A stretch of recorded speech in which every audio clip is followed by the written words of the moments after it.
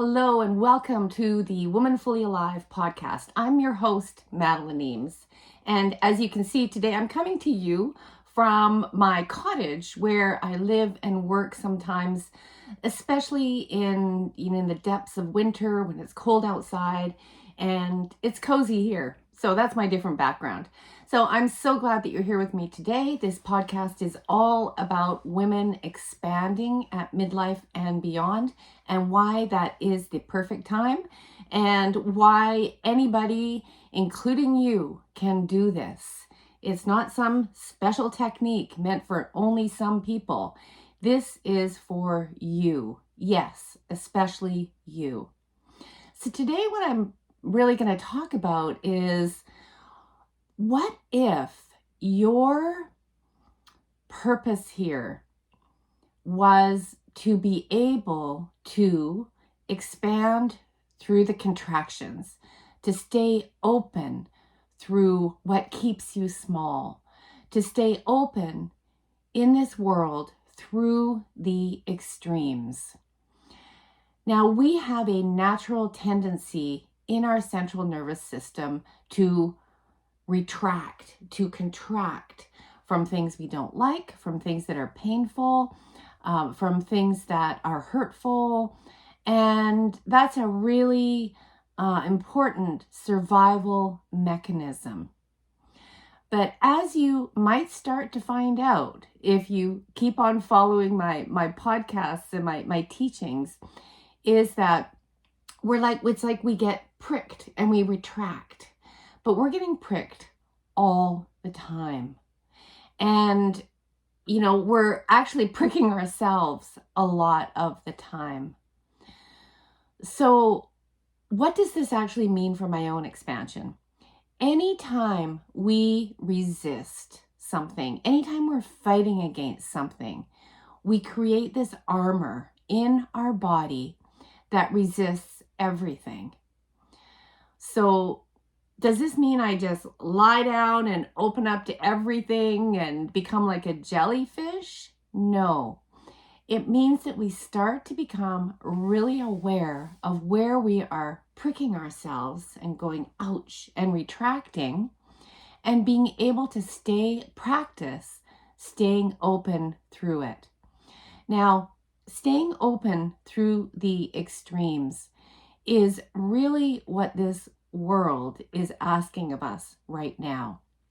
And there are so many arguments and conflicts and aggression going on right now that it's easy to retreat. It's easy to go on retreat in yourself, or retreat like I do to my cabin. But staying open within yourself when you most want to retreat might be one of the most healing and bravest and strongest things that you do. And this requires an inner muscle. It's not that those big displays of power that we see out there where people are fighting and politicians are yelling. No, it's not that kind of aggression at all. I'm talking about true power.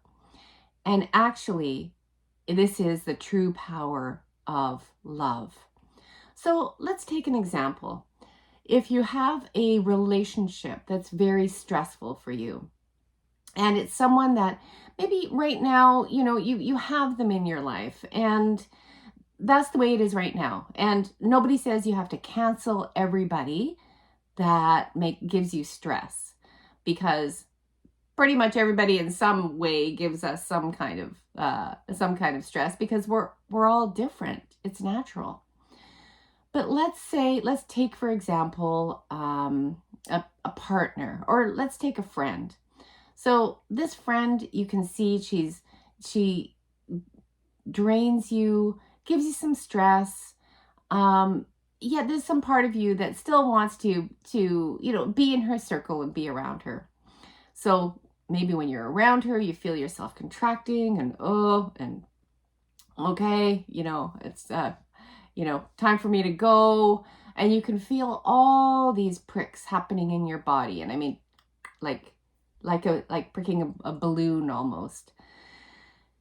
What would it be like, just as an example, to practice, to use those situations as experiments, as laboratories? Because this will translate to everything else in your life. So you're there with her, you're breathing, so you're expanding in your body. You're not going into contraction, or you notice where you contract and you breathe expansively, side to side, front to back in our expansion breath. You continue to stay connected to your feet and your seat. So you're relaxed down into your seat and your feet. You're present. You're present there with her. So you're not guarding yourself. You're staying aware of her, and you're staying aware of yourself. So you're present with her. You're staying expansive. And you start to notice inside your body, something comes up and you have something to offer her. And so you give some sort of comment or advice, or share something. And then you start to notice in your body that you're starting to feel full now. You're starting to feel tired. And you know that it's time for you to go. So staying connected, you say, thank you. It's been great to see you. I have to go now. And you set that boundary and you leave. So that's an example where you might have stayed stressed and contracted through that experience, and then left in a ball of stress, complaining and perhaps blaming her about the situation. And when we start to do that, we start to expand through the contractions. We start to notice we can be present in other areas. Not only do we feel more peaceful, but we also give a gift and start to affect the people around us in miraculous ways that you might not know yet. So just by you staying present and loving, we change our environment around us.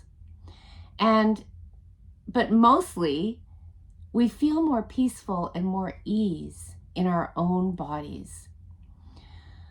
So does this mean that we have to watch the news and stay expansive and breathe through it? No. It means you stay intimately connected with your own self. And you notice the contractions, the feelings, the thoughts that come and go and come and go. And your true power lies with being the one who is watching it all. Being the witness to your own experience is the most magical, the most powerful place to be. So I'm going to invite you to experiment with this. Try to stay expanded through the extremes. Be in touch with what reality is here now, not just one part of it. And this includes in the wider world, but it also includes inside our body. So this is the mirror. Instead of just being in touch with all the good parts and all the parts you want to gravitate to, the chocolate cake and all that yummy stuff, we also stay present to the gifts of our guilt, of our fear, of our shame, of our anger. And there's nothing wrong with any of it, because there's nothing wrong with you. So, friends, let me know how this experiment goes for you. Can you take one small situation, one small person, and titrate? That means little by little, expand into it. Give yourself doses of expansion. And soon enough, your body, your nervous system will start to shift, and therefore the world around you, your world, will start to shift. I hope this has been helpful, and I wish you all the most peace and ease and love you can feel in your body at midlife and beyond. So don't forget to like my videos, subscribe, join my membership group, the Rising Collective. We're starting up in February and we meet twice a month for coaching and also for other cool stuff like deep breath work. It's all about your expansion. My new course, the Expansion Blueprint, is the course for women to take who are ready for expansion in your body, mind, soul, and spirit at midlife and beyond. And that's a monthly course. It happens every month. It's high intensity. There's a lot of real good healing, deep stuff in there that you can go back to again and again, because this is an ongoing evolution. This is an ongoing journey. And the beauty of it is that it is limitless. Why? Because you are limitless. You have only learned scarcity in yourself, in your abilities, in your money, in your relationships. And so I invite you to ask now, exactly how good can this get? Exactly how peaceful and loving can I feel in my own body? And that is where we are going with Woman Fully Alive. Take care, friends. See you in the next episode.